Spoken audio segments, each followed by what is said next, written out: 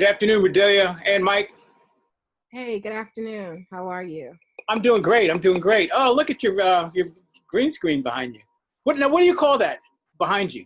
It's a virtual background. Like you get the backgrounds from offline and then you just, because I don't have a green screen. I need to get one because then it would be a much better comp if I did.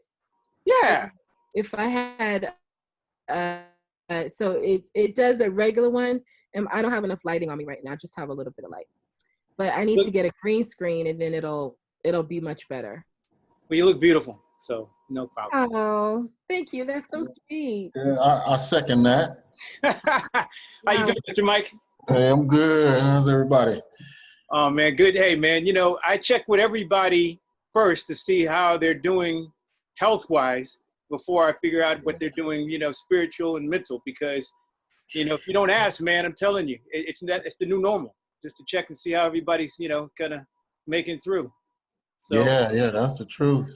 Yeah. We're doing good. The family's good over here. So my son is home. They all homeschooling. So. Oh, really? Okay. Yeah, So you're not so not in the public school system. You're doing it yourself, huh? Well, everybody's home now. All the schools are shut down. That's not true. Actually, I found a few schools who got waivers, and some of the private schools.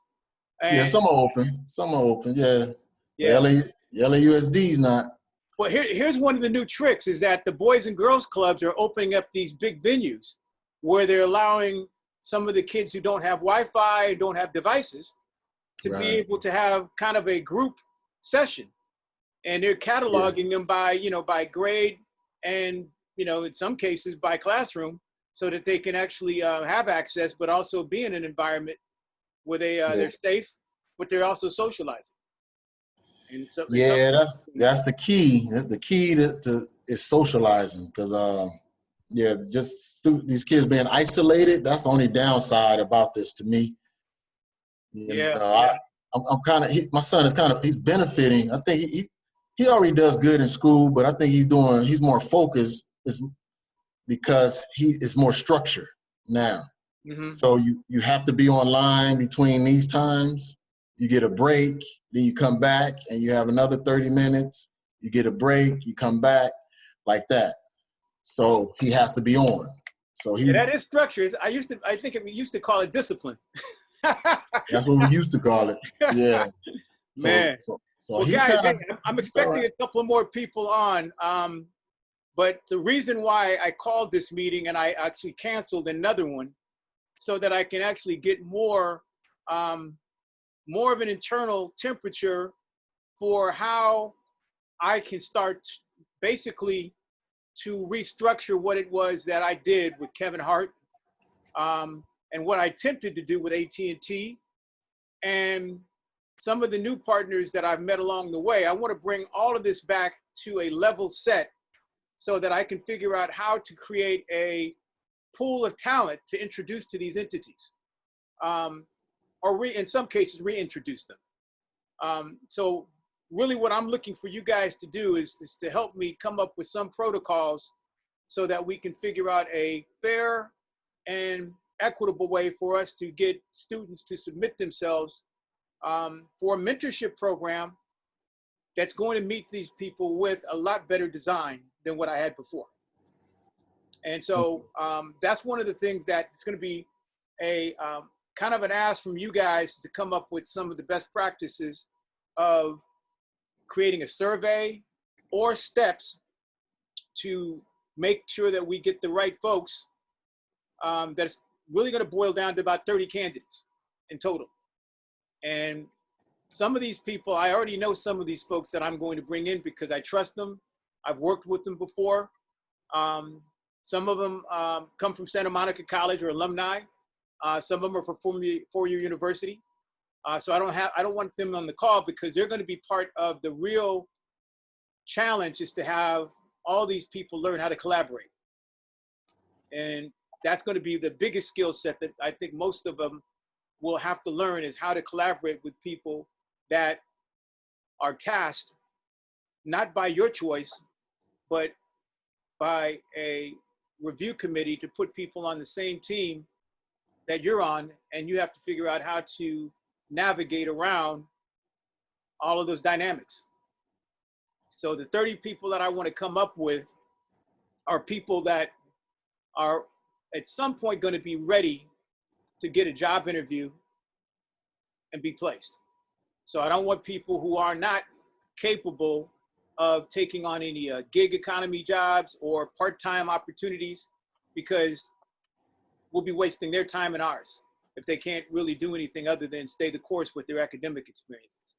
So one of the things I want to ask you guys, did you guys look at the email that I sent this morning just prior to this? Because it really talked about pre-apprenticeship. Did you see that email? Yeah. Okay, so one of the things that I'm going to be challenged with is that most people don't understand a lot of these terms. Pre-apprenticeship is a term that's being thrown to me by strong workforce. And everybody knows what strong workforce is, right? California. Yeah. Yeah. So strong workforce is now suggesting to me through organizations like LAEDC and CCW that I try and look at a pre-apprenticeship initiative to start bringing in these corporations that I've been working with along the way. And those pre-apprenticeship milestones that I've got to meet, I think will help me try to sustain something beyond just an experiment. So I'm going to ask either one of you guys, both of you guys, can you give me your interpretation what the pre-apprenticeship program is, based on where you said as an instructor and as a counselor? I'll start with you, Redelia.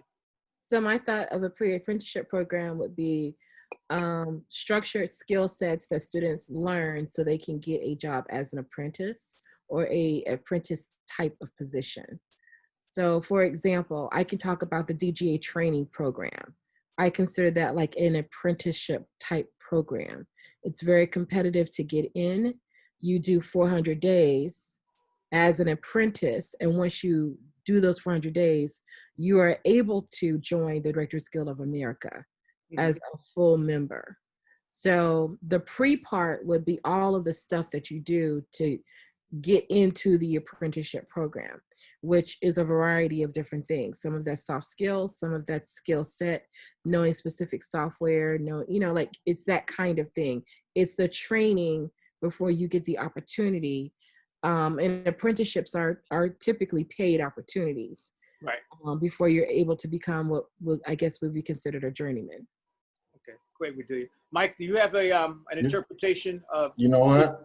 Really, all of that, because it's really preparing. If it's pre, yeah, they preparing them. It's kind of like an interview process. But like I'm working with Thermo Fisher, and they have a pre-apprenticeship, and then they bring them in as apprentice, and then they hire them as employees. So it's a process they go through. So yeah, they're really just getting the groundwork, the do's and don'ts of the company, and how they function, and how they, and the expectations of the apprentice. So, and then once they finish, then they graduate, and some may not, into apprenticeship. So it's really just a preparation from what I've been working with and gathering over the past couple years. So there's no commitment. It's really just a stepping stone to a process where people can get an apprenticeship. But where does that pre-apprenticeship align itself with the promise or the expectation of the student getting into apprenticeship? And I'll ask you, Mike, your question for like Thermo Fisher. I mean, are they making a commitment to these people who are going through the process of graduating to the next step? Well, these students, they don't even have to graduate. They are still graduating from college, or graduating from the process, or graduating from the pre-apprenticeship. Oh, I thought you meant the college. These are because they're still currently college students. What they're the minimum requirements. For instance, I'm trying to think of off the top of my head, is have experience in a chemistry lab. So even high school students have experience in chemistry lab, because they have chemistry in high school as well. So that's one requirement requirement is to know what how to operate and how to function in a lab. So that's one of the qualifications. So that's how one way they could determine who's ready for an apprenticeship, amongst other things. But but they have some minimum pre-quals for getting into the apprenticeship. Right. So okay, yeah. Good. So Cordelia, do you have any idea of how people? Well, I've never seen a pre-apprenticeship prerequisite for digital media and entertainment. Have you? No, and there isn't really one. Like, we don't have the certifications that you get would be for you to learn a specific skill, such as I am certified in Adobe Premiere. I'm a certified, After Effects, user. And Adobe has these tests to test you on your proficiency so that you can get certifications. Most companies don't ask for that kind of stuff because they just need to see your portfolio and that you can do the job.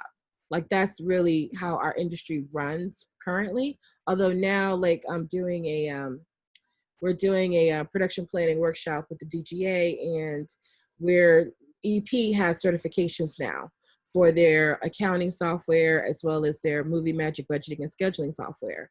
So you could take these online classes and get certified. Now, that doesn't necessarily mean that you can, go out there and run a $30 million movie, just because you know how to work the software. So there's skill set with knowing how to punch the buttons. And then there's also the experience of working in that field or working in that space. And career education, a lot of it's, it's tactile, it's kinesthetic. So it's about, you understanding how to work in that space and how to navigate in that space politically, diplomatically, etc. Right. So whose job do you think it is to come up with these prerequisites for pre-apprenticeship in digital media entertainment? If people are saying that's what model I should be using in CCW and LADC. So I always go back to, you have to teach to the job that the person is doing. So you have to start backwards. So, because if you say, well, these jobs are going to be at a studio. Okay, a studio is a business. It has hundreds of thousands of jobs. So which job are you training people for specifically? Are you training them to be an assistant, to answer the phone? Are you training them to be a studio tech, to work in broadcast? Are you training them to be a single camera operator on a film set? Like, what? So it goes back to that. That's the main question. The industry has to come up with, these are the skill sets we want for our future employees. Before they come to work for us, this is the list of things we need them to know. Just like for a job description, for a job interview. When you go online and look at Indeed, it says proficient in ROS Expressions graphics, proficient in, Adobe Premiere. Right. It's that kind of thing. So it has to come from industry on what they want, and then we train people for that. Man, okay, I had Ted Milner's been waiting. How long have you been waiting, Ted? Ted, can you hear us? He's muted. He's still on mute right now. Ted, unmute your mic. He'll get it. I'm working on it. Okay, we're good. I've been muted since 3:05. Man, yeah, I actually was so locked in because we had a good conversation going, man. I forgot to look at who was coming in, so forgive me, my brother. Did you hear? Okay. Have you How's it going, Ted? These people's faces. Okay, all right, one guy knows you. So I'm happy to introduce Ted to you guys. So Mike knows Ted, but Ted, if you can you do a brief introduction, and then I'm gonna have Cordelia introduce herself to you. So Ted, can you do a brief introduction of who you are and maybe even how we met? Okay. My wife and I, I'd say my wife created an employment agency called Executive Temps years ago. So we've been servicing, she's a former assistant to the chairman of NBC and Paramount Pictures. We launched Executive Temps at NBC. We primarily serviced the development area, which was the creative area on the second floor, and it just grew. The unique thing that we did that other agencies weren't doing is that we had people who knew the industry and they would hit the ground running, and it took off. And now we service ABC, Disney, OWN, TNT, Cartoon Network, Jesse Collins Entertainment, Will Packer. We service more of the major players in the industry than any other agency. So I'd say in the last 30 years, personally, I've probably interviewed over 10,000 people and placed thousands in the industry. Many that are now executives. The executive vice president of NBC is a former Executive Temps employee that we placed. The vice president, Jesse Collins Entertainment. Jesse does all the BET Image Awards. Most of the Black Award shows, Jesse does that. We placed his assistant about 6 years ago. She's now his VP. And then just the vice president of legal and business affairs for Comedy Central and the director of business affairs for HBO. So primarily that's what we've been doing for the past 30 years. In addition to that, Stacy, my wife, had created an outreach to HBCUs. We've been doing that now for about 10 years. We started under the Obama administration, and we physically go to those HBCUs and we take the industry with us. And then those kids come back here for internships. We house them at no cost for them. Last year was our third year of actually housing the students in Everson College on Sunset, and all their internships are paid.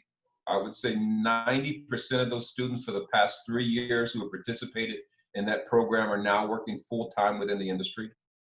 And I with Kevin, I believe I met Kevin through Dan Watanabe, who, I don't know if many of you know Dan, but Yeah. Dan brought me in because of my experience with interviewing and resume writing. He brought me into some of the workshops. So that led to me being on the board of about 5, advisory board for about 5 junior colleges. And Mission actually brought me in to actually do a workshop on teaching kids how to land jobs. The challenges they were having is that the students, they were graduating, and but they didn't know how to interact with people. So so he said, this is becoming a real problem. So I really simplified it for them and compared it to relationships, you know, dating, and that's pretty much how you're going to be interviewing. And these are the things interviewers are looking for. When they're looking to hire for their need, not for your aspirations. So just to kind of change the mindset on how they want to conduct themselves in interviews, how to be confident but yet stay humble. So that's primarily what I do. Wow. And, you know, Ted, he's being very demure. But Ted, if you can, tell us what you remember about your introduction to Kevin Hart. Because there was a big gap between what you saw and how you envisioned it becoming something that was basically just a bunch of brick and mortar. And then maybe about 1.5 years ago, there's a big gap for you that these two people have kind of saw as a program that we want to stand back up. So if you can't share with them what you saw, and maybe it was 3 years ago, because he started with me almost 3 years ago. Yeah, because we went to Kevin's place, and you know, I think what Hart does well is bring people together. You know, he has unique ability to bring people together, and I think the vision that he has to want to move it forward can be powerful. I mean, in the 30 years I've been doing this within the industry, I haven't seen anyone as consistent and as diligent. So my sidebar conversations with Kevin is, Kevin, you need some help with people with like-minded, you know, thinking, and people that can carry the vision through. And so, you know, I'm constantly there for him because I believe in the vision, the overall vision that he has. It spreads me sometimes a little thin because my main goal and objective really is executive temps. And in spite of different areas that people will try and move me and other talents I think I have, particularly in the path of helping students really understand how to navigate this industry, my core purpose is to empower people and to create opportunities for people. And so I think Kevin's right in that vein of really trying to create a place for people, and particularly for people of color. So I support you, brother. Thank you, Ted. So Redelia, Ted and you have not met. So Redelia, can you introduce yourself? Basically, the who, what, why, where, and how that you envision getting these students paid and meeting people like Ted. Hi, actually, Ted, I might have met you because when I first moved to LA, I was an account temp person. Executive temp was one of the temp agencies that I signed up for. And I remember I worked for Paramount for 3 months. Yeah, in 2005. I don't know, I might have met you. It was 2005. Okay. You're Wow. Man, many moons. Yeah. So I'm Redelia. I work at Santa Monica College. I teach media production there. Also, I work in the industry. I'm a producer. I'm also a second AD. And Oh, wow. so, yeah, I work in the field and I also teach in the field. And to me, just in my understanding of doing this for a number of years is basically people have to have the skill set and the drive and the humility. They have to have all those qualities in order to succeed in this business. And also to look at what they consider successful. So my idea is, it would be a good opportunity for people to be able to get jobs. An apprenticeship would be great, but we don't have a lot of those in our industry. There's if you're going to go IATSE route, there's that. Now, what you're talking about, Ted, is, being like an executive assistant at a studio, like working in development and that kind of nature. And I know there's only a limited number of those kinds of jobs as well. So it's a challenge to get people placed in those positions. Well, and Redelia, if you can also share with Ted what your vision for success is in your scope of what you have to do day to day as an instructor at Santa Monica, but also, I think you shared this with me, how do you think your job with what you have to stay focused and very laser focused on, how do you think that we could help you and you could help us in finding a way to get these students paid that's currently not being, let's say, developed as a structure or at least some pipeline program that people can experiment with and agree or disagree on best practice to deploy it?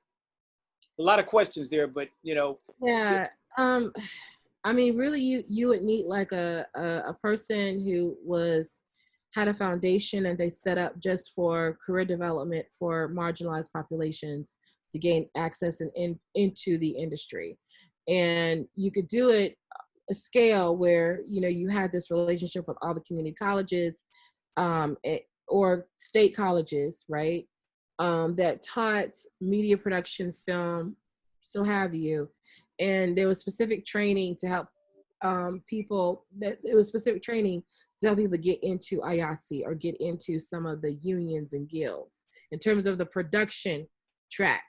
Now, in terms of an editorial is basically the same thing because that's IATSE too. When you talk about working at a studio as a studio executive, that's a little bit more nebulous because a lot of people get in by being an assistant. So, how do you train people to roll calls? Because most people don't know how to do that. People know how to answer the phone, but answering the phone in Hollywood is not the same as answering a phone for, Roto-Rooter. It's a whole different kind of skill set. So that would be one thing, is to have, some kind of training on that. And that would be in connection with business programs.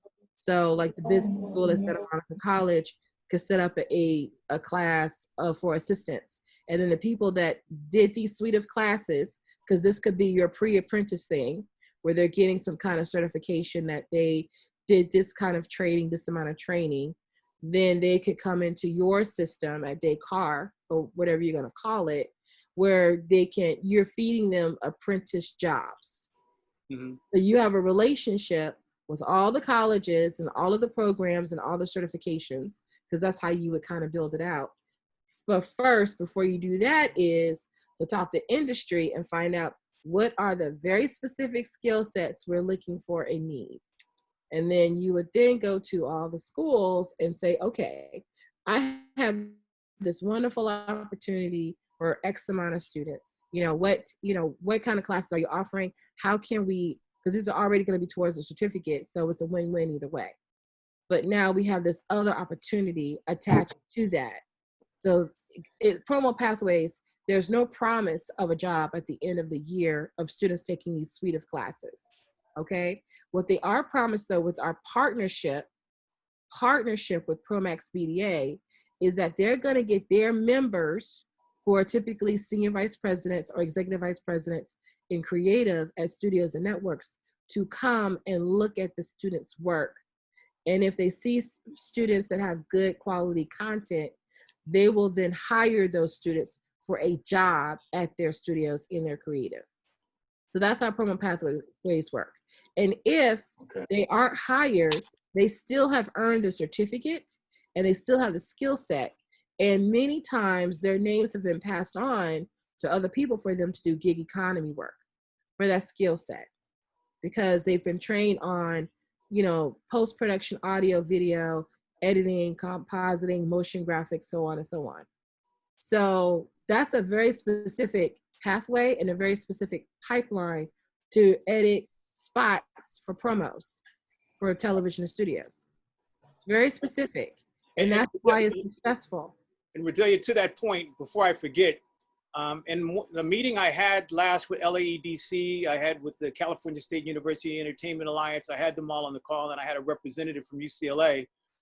They were all saying that, man, what you're trying to do is too ambitious to try and create a career fair and some training program to culminate in a career fair.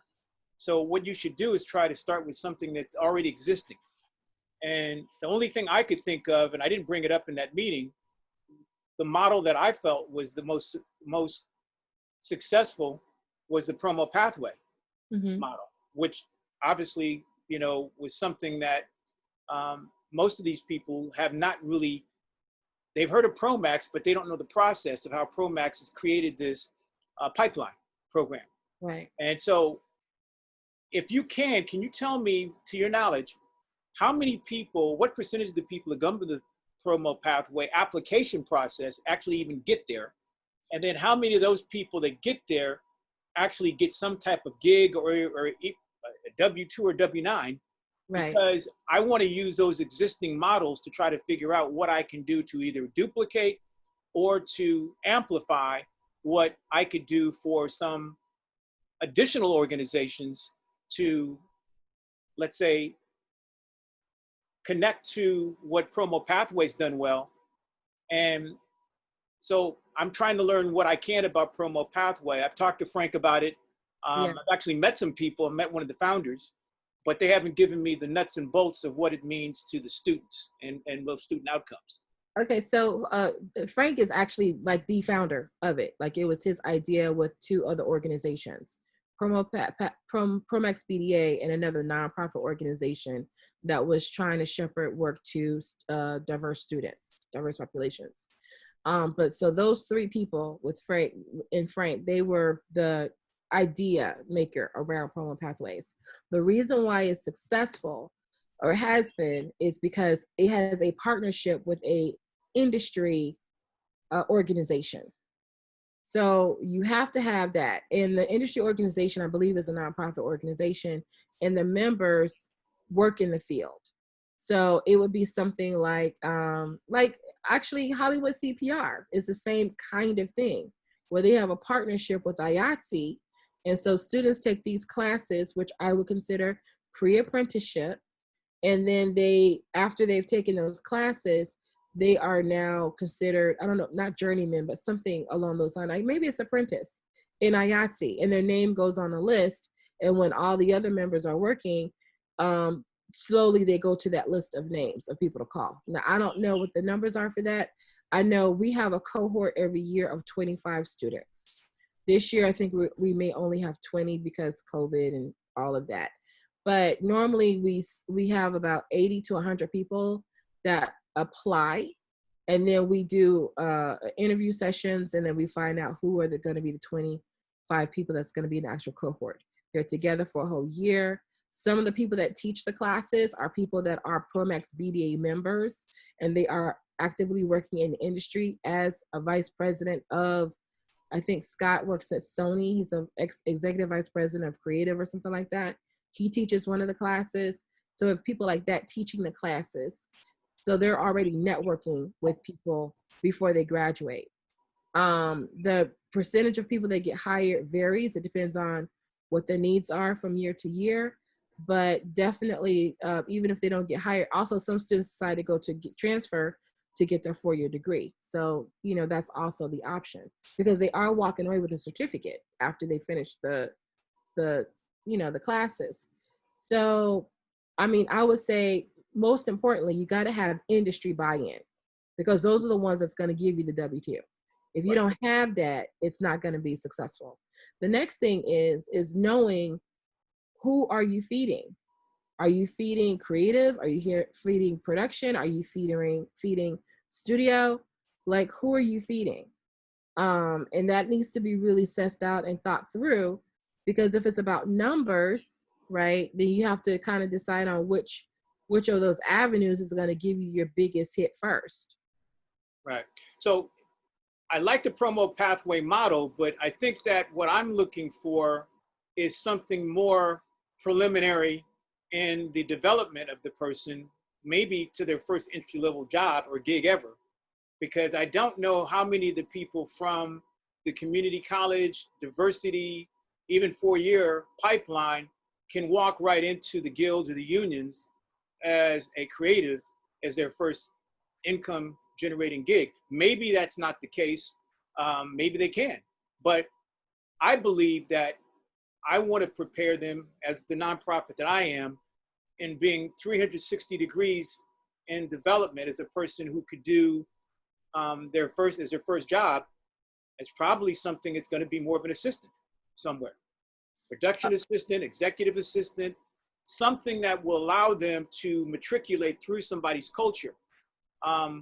But getting a position where they're counted on as part of the team, they're getting paid, they're getting respected, and they grow in that corporation, they grow in themselves to their next eventual space. And that's kind of where I want to, as a nonprofit, try to figure out, who am I, as you say, who am I really feeding? Am I feeding creatives?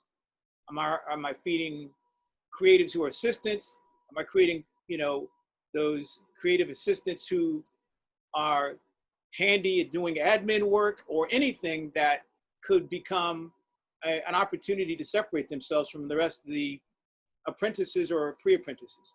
And so I've been often asked, well, who are these people that you have? Because just because they're writer, director, producers, or predators, well, nobody needs that. If they do, they put them up on a job board, and those jobs are already filled before they put them up on the job board. Right. So I'm still looking at my first entry into getting people placed as an entry-level position, primarily in where I think Ted gets people placed. And yeah. I'll tell this story. I was dating a young lady who had her boss was the president of a division at ABC, and they were looking for someone to help her as an assistant with the workload. And she said, hey, well, I can get you this job, but it'll come in as a temp first. Well, I had to go to executive temps, and Ted wasn't there then, but somebody did the intake for me, and I had to take a test, and I failed miserably. It was the Microsoft test. I thought I knew Microsoft Word and Excel, and I couldn't pass the test. So literally, I couldn't get the job that was already promised to me because I didn't get through that step of being able to pass the Microsoft Office suite and all the other things that they had set up as a test. And that stays with me because I know I was overqualified, and it was a hookup, but I still didn't know the basic things in order to be able to get an agency like Ted's to vet me. So I'm saying that story is something that sticks with me because I want to make sure that every student that I recommend never has to go through that process, whether they take the test or not.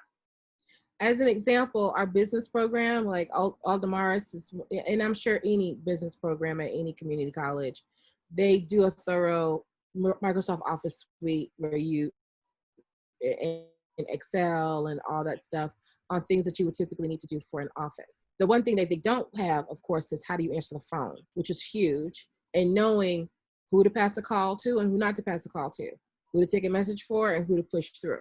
So, you know, that's industry stuff, which are soft skills, which maybe that's like a class around the industry and development and knowing the charts or whatnot. But in terms of like knowing how to run the machines, there are, you know, there are tons of classes at any community college.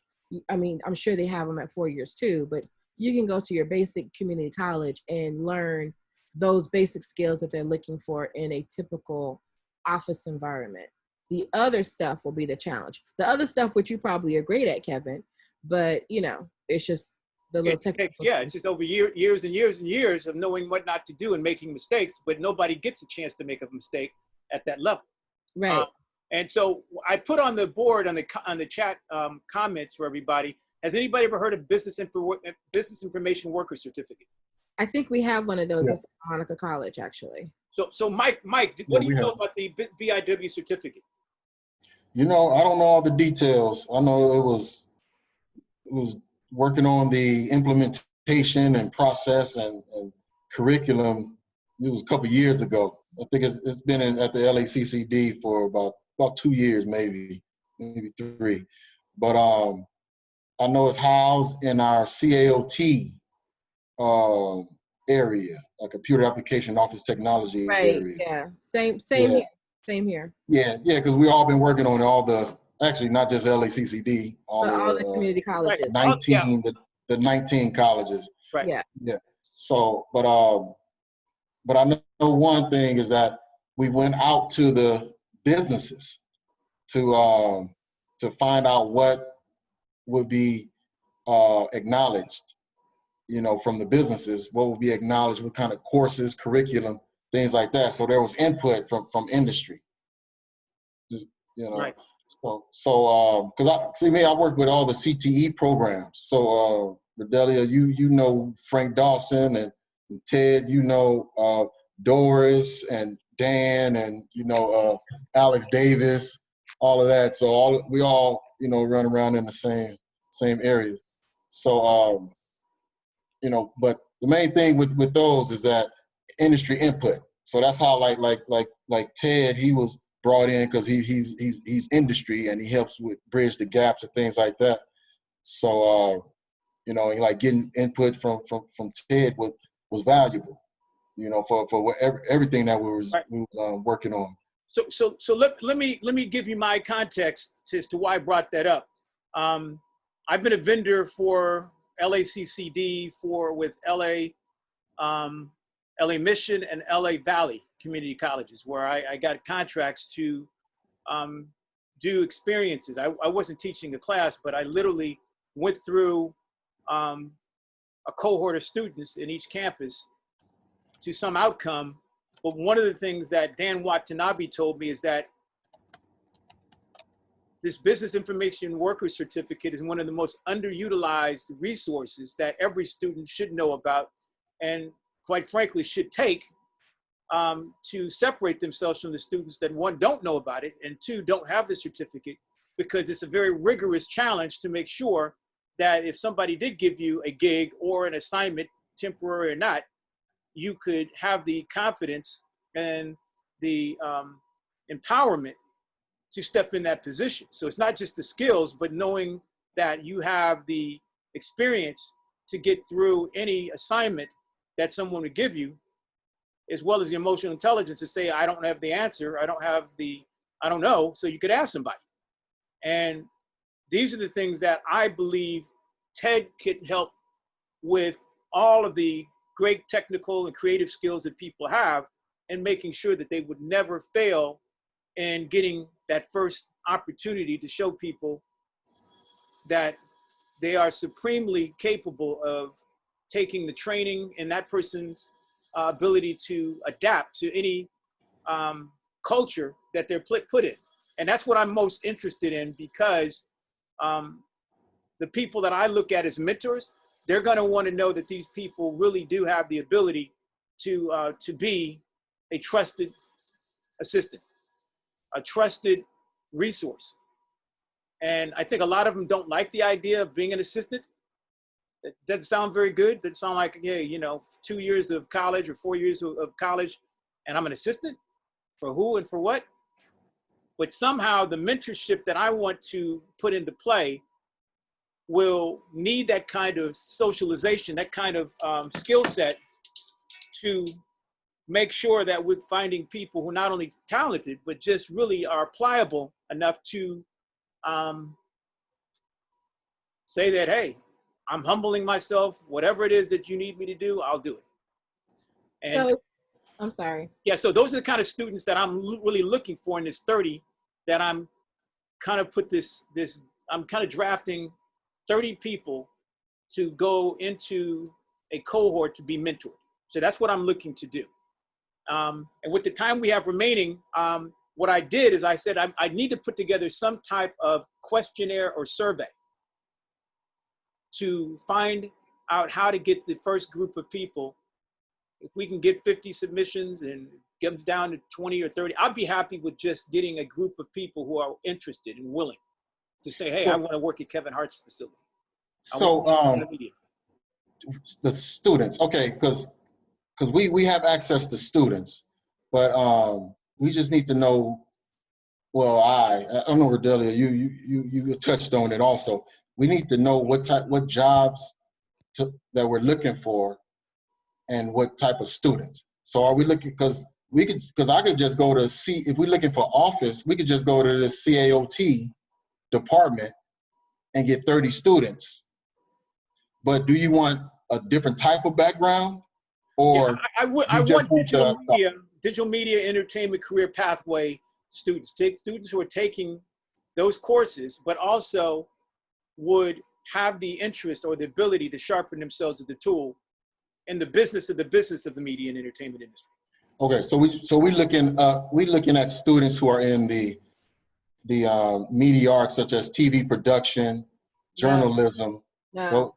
You're looking for people that are, if you're going to the assistant route, they may have taken a class or two in media, but media production students aren't trying to be somebody's assistant. They want to be running the camera. I thought he was saying that he wants somebody that wants to do like an assistant type position. They don't envision themselves as being assistant ever, but their very first job is somebody giving them a opportunity to show either fee for service or short to long term, is that, hey, your first job will be working as an assistant somewhere. You could be working on the production as a production assistant, but you're not going to be shooting. You're not going to be editing. You're certainly not going to be doing anything that was taking away a union job. Yeah, so this is the thing that's really challenging for people to wrap their mind around. I wanted to be a writer. I wanted to write for TV shows. I remember that was my dream as a little kid, was to be a writer. I ended up in production because I wanted to be on set because I thought that was how to become a writer.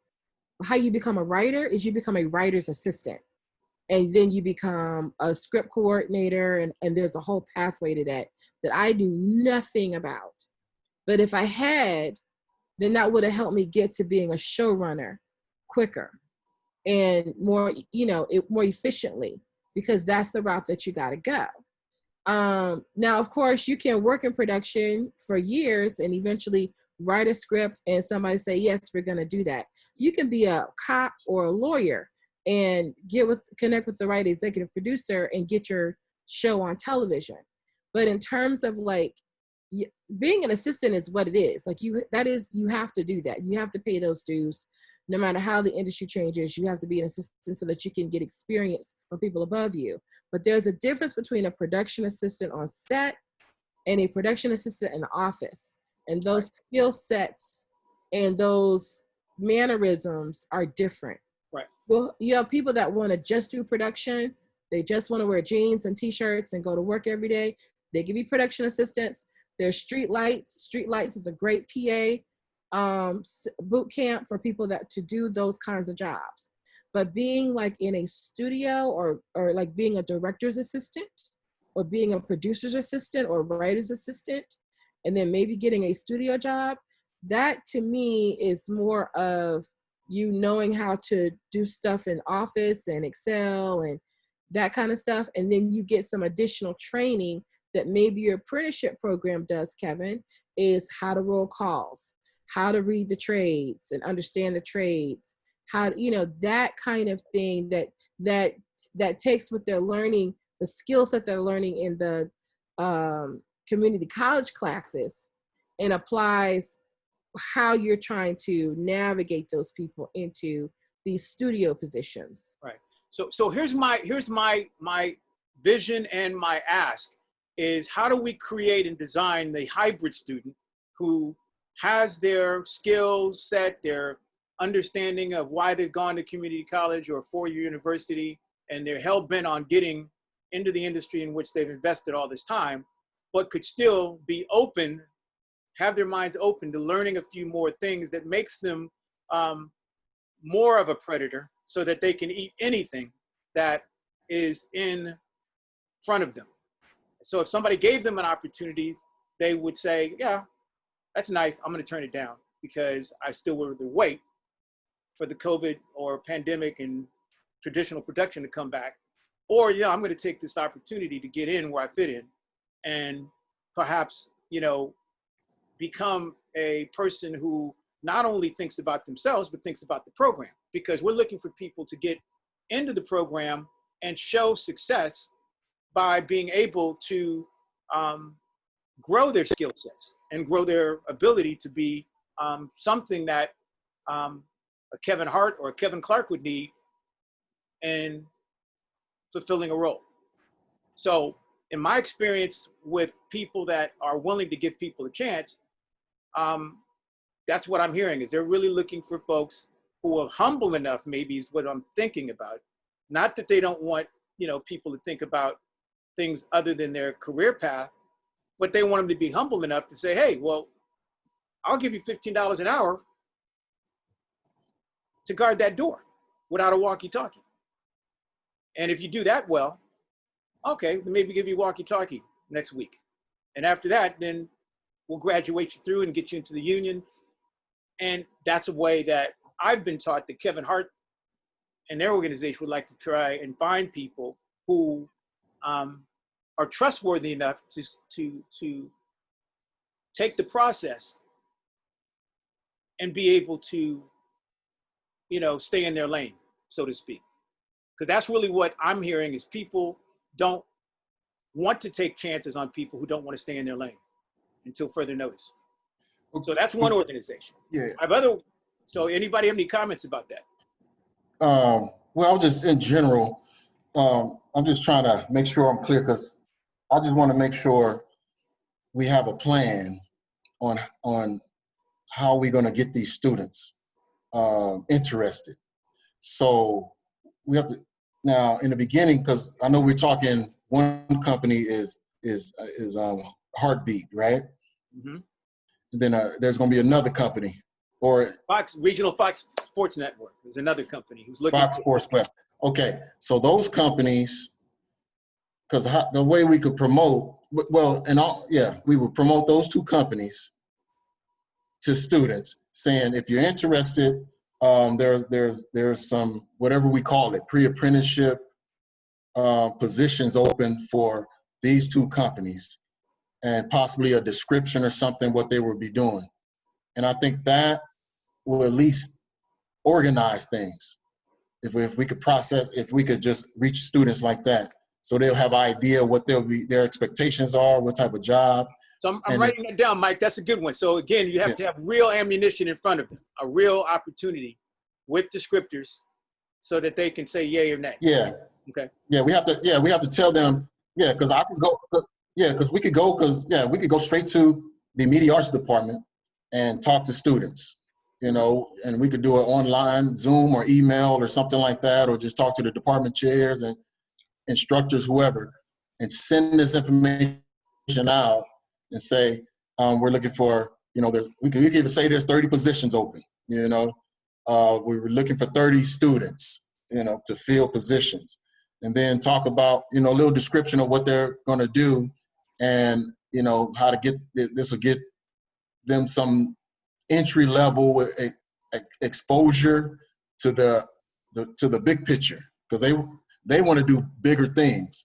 So at least this would be like more of a entry, get your feet wet, learn from the foundation of the company, et cetera, et cetera. Right. And also, if I know you mentioned something about an academy.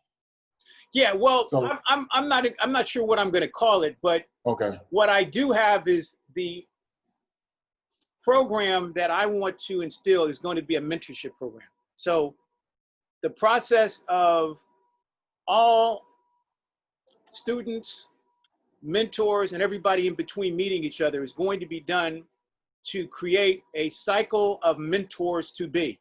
Because even the mentees, at some point, I want to train them how to be mentors, because I'm not doing this all just for them to be able to absorb everything and not give to another fellow student or another collaborative effort to build a team or network of people that they can bring along. So mentorship is the one thing that underpins all of it. Because if I had to pay everybody to do everything and make it for everybody's delight or whatever, I might as well give up. So I got to be able to find people who are willing to understand what mentorship is. Mentees, Okay. mentors. So that's what the program is going to be called, mentorship. That's one of the shifts. The key thing is that I do have job descriptions. I don't know that I want to put the cart before the horse by saying, hey, here's the job description that's going to close tomorrow. Well, then they don't get the job, then they're out of the program.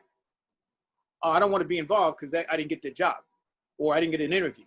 So I want to try and find, for the long tail, some way of giving these people the idea that it's not just about them, it's about the opportunity to be part of 30 people who are going to stand up a program, an academy or mentorship organization that they then can brand themselves as being part of that cohort. That's really what I'm intending to do. And I'm calling the cohort Brown Bag TV because I'm going to create a television product that these students will learn how to fill positions and roles in creating a TV program. They'll have a podcast, they'll have a website, they'll have an app, they'll have all these different components that will allow them to be able to put this in their portfolios.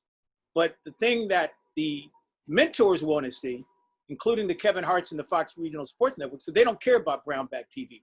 All they care about is finding somebody who cares about what they want. But the training and all the other mentorship stuff is the program. The 30 people at the end of this process are the people that we'll recommend for assistant jobs or entry-level positions. And again, they don't have to be assistants, but they'll be entry-level positions because that's what my mentors say that they want to get people ready for. They're not ready to get people in unions and guilds and executive search firms. They're not willing to take that on because they're volunteering their time. They're doing it really because they have their heart in place to try to get people their first check. So that's kind of what I'm looking for you guys to buy into. And as part of that, I put in the chat section some suggestions of questions that we could actually put in the survey to find out if we can find the right individuals, whether we find out one person or 50. These are the kind of things that showcase the people's willingness to fill out the survey, submit it for qualification. And if it's not strong enough, then it's not strong enough because that's real time. I know people need money, they need what they need, but I can't be everything to everybody. I got to try to figure out how I can serve the mentors and the organizations who say, I'm willing to take on a group of students. Where they at? Okay. So the first step would be just coming up with a plan to market everything you're discussing. Yeah, something to market to the students to submit themselves for qualification. So the qualifications are that they're going to be, let's say, 3.0 students. So that way, as an instructor, you can say these are people who are following instruction. They're doing something to distinguish themselves. They show up on time. There's people that I would recommend. So I want those people. So they would come, so Cordelia would turn them on to Mike. Mike would say, yeah, these people, check out.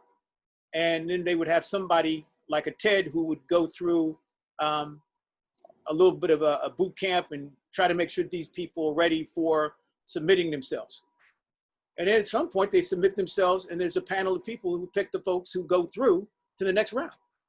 That's the kind of thing that I want to try and put together as a plan so that they go through one phase to the next so that we can vet these people to the best of our ability as folks that we're going to recommend to Kevin Hart, to Fox Regional Sports Network, to Warner Media, to Sony Digital Motion Production Center. I have several people who are going to ask me, who are the students?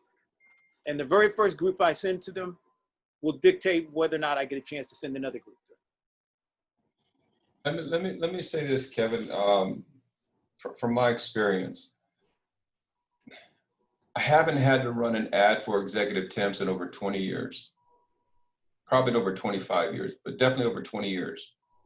Every person that comes to us is usually by word of mouth or what they've seen online.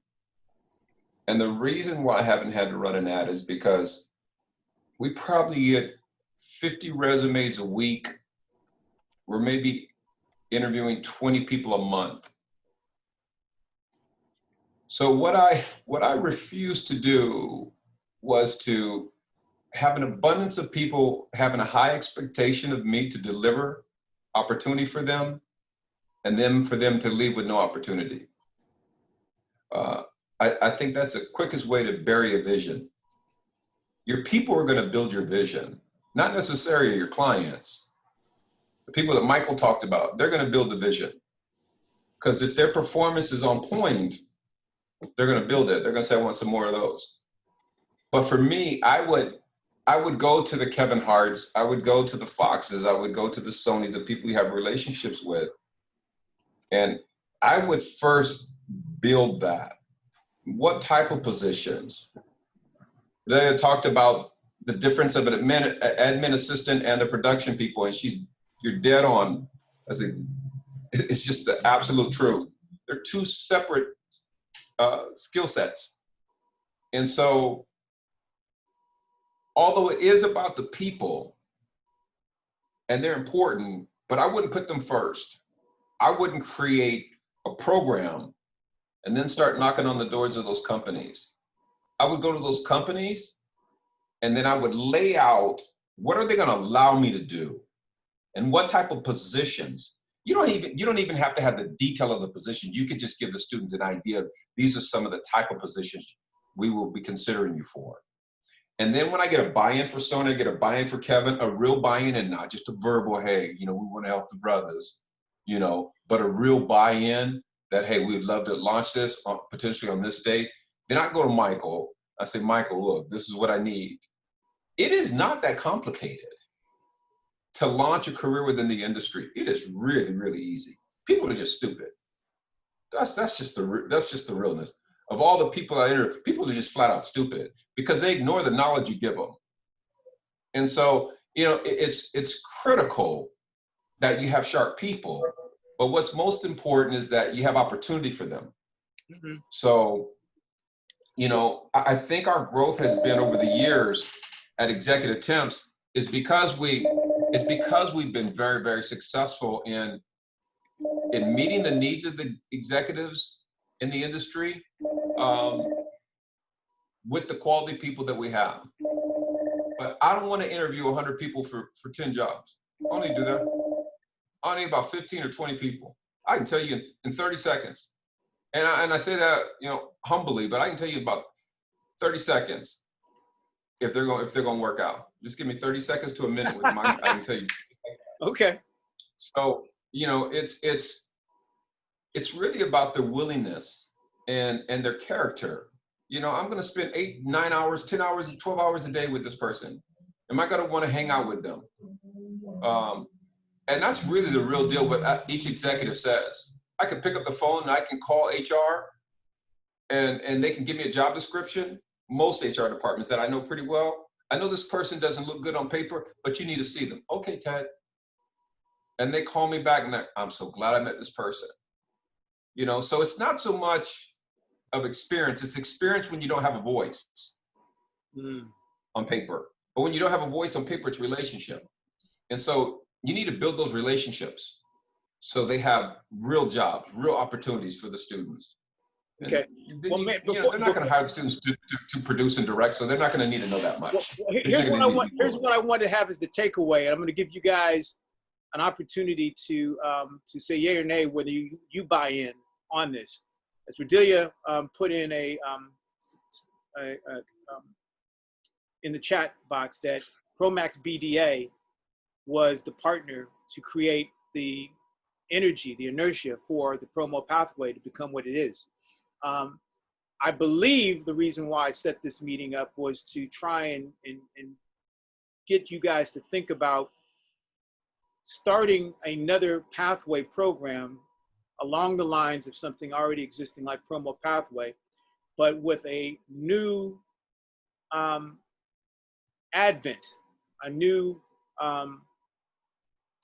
career growth that is not a pathway in just about any four-year university, with the exception of one university or one college that has students taking curricula that maps to this industry.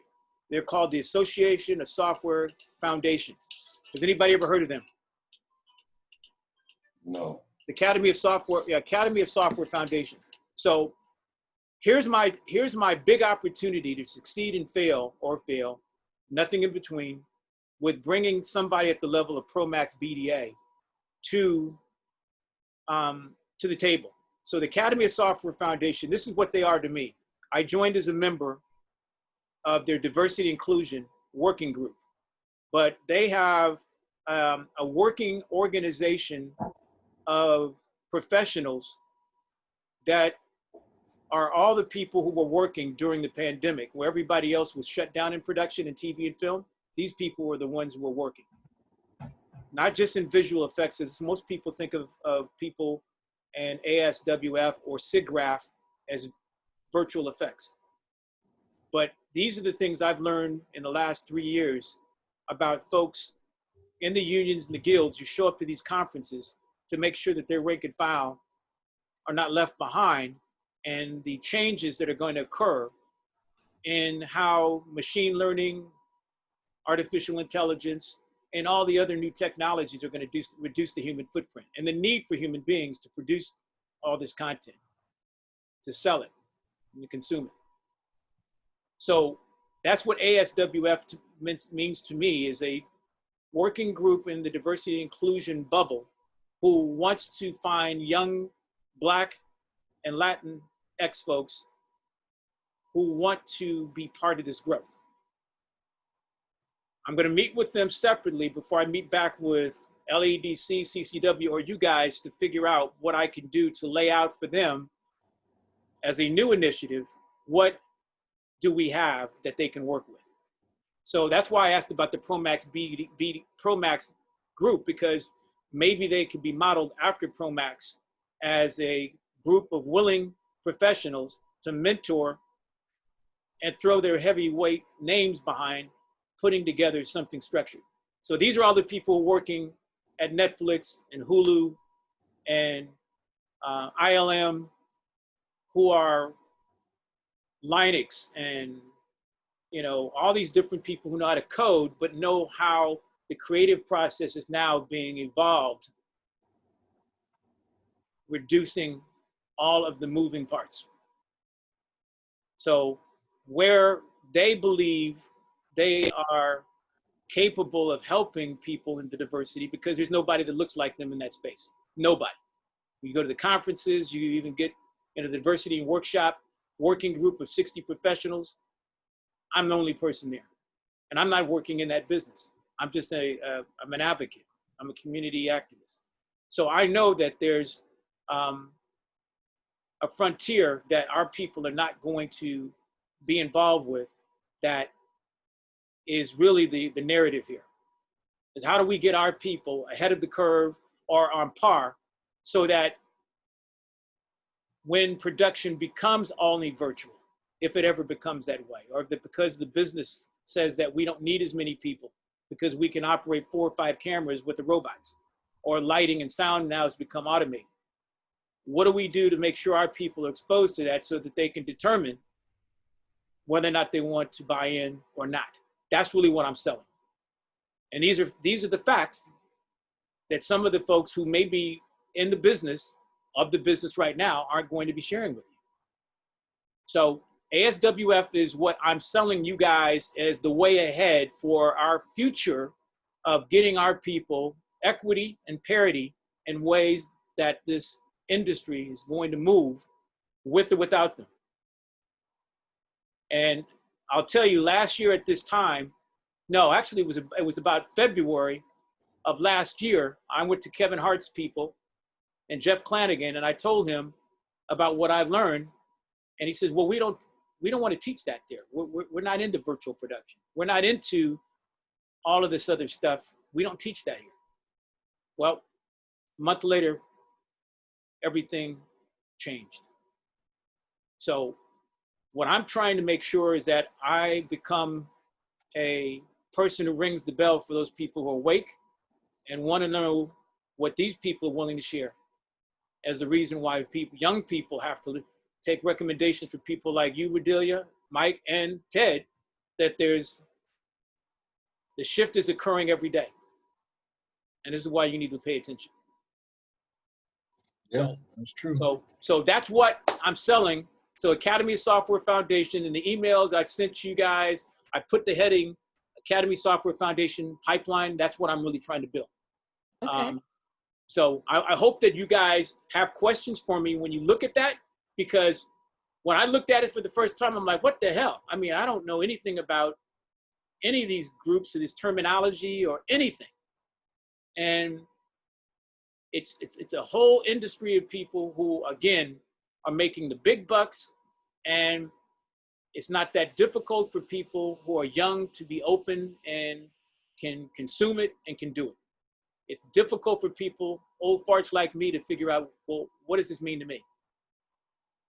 So that's where I'm hoping that you guys, and Redelia, Santa Monica College, your UIX, UX program, they are the one beacon of light that this organization will say, oh my God, I didn't know that. Because they're talking about, diversity and inclusion and talking about going to Canada and all these other places. I said, wait a minute, we got Black and brown people right here who can learn this stuff.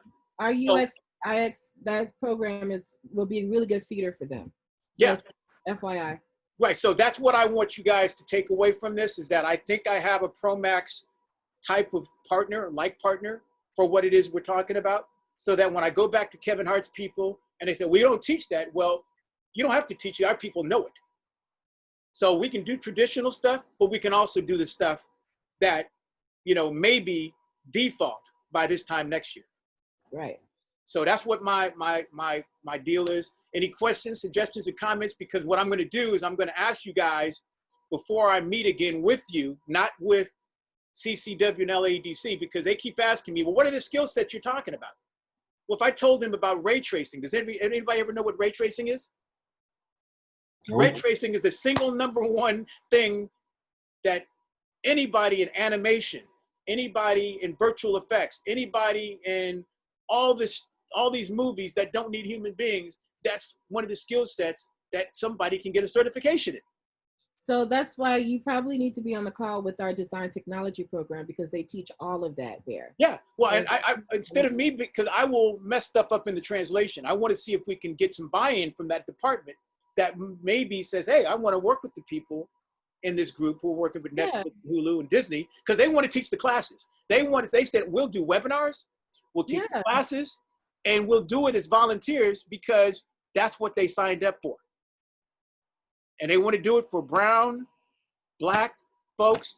They primarily want to do it for women, because primarily most of the people I saw in the call were white women. And that's diversity and inclusion for them. Right. So, I don't want to be about experimentation as much as I want to be able to find a pipeline, a cohort that we can test to say, hey, do we want to make people comfortable, or do we want to disrupt what's happening, which is to get in the room with these people who have access to knowledge that maybe is currently being taught at Santa Monica, but it's not being taught at these other community colleges. It's not being taught at Cal State Northridge. It certainly isn't being taught at USC and UCLA at the level that people are joining membership clubs to be involved, but those universities, they don't need the help that I'm talking about. So that's what I'm really talking about. So Ted, in your space, I'm still looking for you to help us round out these individuals so they stay humble and they understand that they're not going to get what they envision if they join this program. They're going to maybe get it, but not by just, it's not about me. It's not my way or the highway, okay? And so any suggestions, because I'm all emotional now, any suggestions, questions or comments about what I've just said? Well, to tie in all of it, I just need clarification just to make sure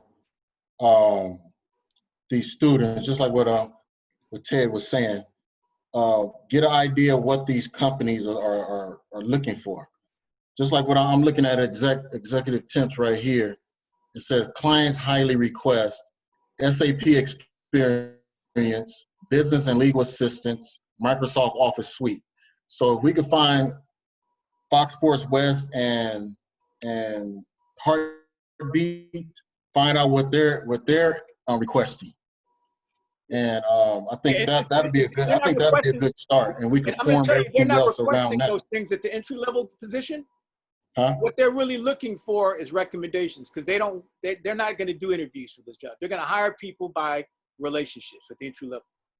So all these jobs that are posted, the Kevin Hart jobs, the Fox Regional Sports jobs they posted, people are going to get placed by getting hooked up. But we still got to run them through the course, because even if they don't get the hookup, they still got to be ready. It's called manpower and readiness. So obviously we'll get what we can, the candy to hook them, but they have to still be willing to know that they're not getting all they really need in the classrooms that they're sitting in right now. That's why we want to mentor them by bringing people in that they may not ever meet. Okay. Like Ted, to say, hey, let's open our minds to the possibility that academia is not all there is. We need to talk. I'll just say this to you, Kevin. You can't. I would recommend you don't come at students like that. No, I know. No, I would never do. You're not. Yeah, I know that. I'm just saying that you as a mentor have to understand who we're dealing with, because the group of students that I've worked with for the last couple of years, all of them think that they know it all and would rather sit on the sidelines and not play if they can't do it their way. That's why some of them, I've had people who I've worked with say that, hey, I'm homeless. I'm hungry, but I'd rather starve. I did a workshop at LA Valley College, and the professor class that I spoke with had all the students sign a card and send it back to me. And one of the students said on the card, he said, never in my life did I aspire to want to be humble. And I never saw it as a sign of strength. I always saw it as a sign of weakness. He said, but after listening to you today, you created a desire for me to want to be a humble person. So what I did is I showed them the power of humility, the power of it. You can get students really, I mean, you got a few, but you can really get students to do whatever you want them to do, because they don't know. They don't know. They don't have no experience. They just think they know. So you just tell them, hey, this is how it works, and this is how it goes down. But this is what you need to do first. If you're going to move the needle, Kevin, you're gonna have to focus on what identifies the academy. When you talk about executive temps, what's the one or two things that people know about executive temps? If you talk to former employees, people that we place, they would say they work you in the industry and they put you in key places. So what is it specifically that you want? Do you want the academy? So this question, do you want the academy? One, do you want placement? Two, do you want training? Three, what's critical? Because you can build the academy without placement. Right. So I'm glad you asked the question. Placement is the measurement for success in my vision. I have no interest in training or building a branded academy. I have no interest. If they come as a byproduct of placing people, then great. But right now, time is really short for me because I have the resources and the time invested into trying to get people successfully placed. But I'm moving on to some other things where if I can train or develop these people through an academy model that I can hire, then I'll be happy. Because I'm going to hire some people, but I really want to be able to make sure that if I can't hire them, somebody else can. Okay. That's what I want. So success is getting these people placed, and if they are so in kind, they can come back and speak as a guest lecturer or a testimony and help some other students. That's what I want to see. And I want to give them the platform through broadcast so that they can be one-to-many. So they're not just talking from one classroom to next. They can talk to every student who's captured, who's captive, and have an audience of multiple classrooms. That's what I'm trying to string together. That's why it's so difficult, because I see the vision of what's needed, but nobody else can see it. My whole thing is about connected campus. I can connect all these campuses. There's 115 community colleges. There's 23 California state universities. There's an associated group of school districts who right now are captive. And for 1 minute or one moment in time during the school day, I can get at least 15 minutes of their time if I did it during lunchtime on the West Coast. And it's the kind of guest speakers, the kind of power that they have. They can come into a classroom where they never could before. So that's what I have. So I love those 15 minutes to be spent, instead of gatekeepers, is to be another student talking about, well, wow, this is what I learned about being humble, or being able to understand what humbleness is.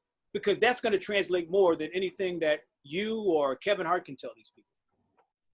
That's the platform I want to give them. It's peer-to-peer, in the classroom, connectivity. Yeah. Oh, all right, Kevin. I'm gonna have to run. This. Okay. Well, yeah. So I'm going to send you a questionnaire, a sample questionnaire of what it is that you can think of, any questions that we need to put into play, because that's what I'm going to have LEDC circulate for me. They can get supportive by taking all these email addresses for all the students and submitting them. They said they can have the reach of all the community college students in the digital media and entertainment pathways, Yeah. or some of the other career pathways. So they're not just stuck in DME. Yeah. So okay. TED is in Right.